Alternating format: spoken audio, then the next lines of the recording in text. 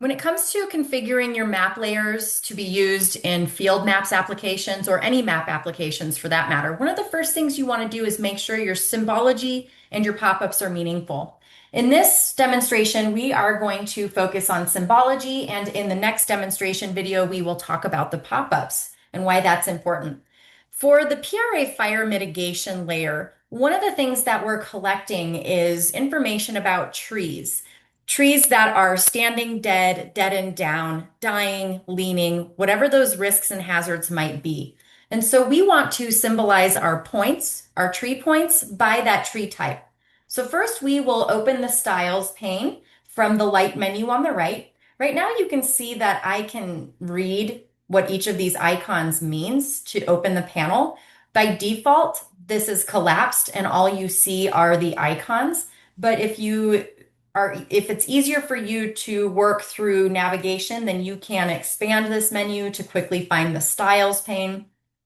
Now what I'm going to do is click on field, and I am going to choose the tree type field.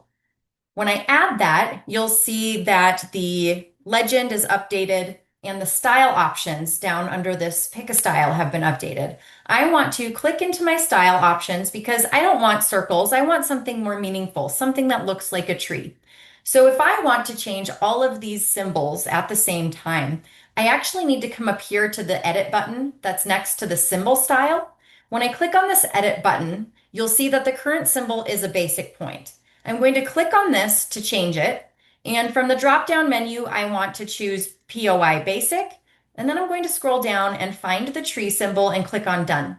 Now you can see that all of the symbols have updated to a tree of a different color.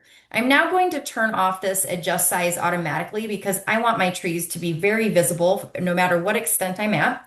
And I'm going to change this to 20 points. Now you can see that my trees are a pretty large point symbol and they're all the various different colors. I could now click into the colors panel here and choose a different color ramp if I wanted to, and then click done. And then down here, if I want my end users to be able to not fill something in, that's one of these unique drop-down values because maybe there's something else. It's an other field. I need to turn on the other field here. You can see that it's a circle. I could click into here and I could change that to a tree as well. And then I could make sure that it's a different color than any of my other ones just to make that stand out.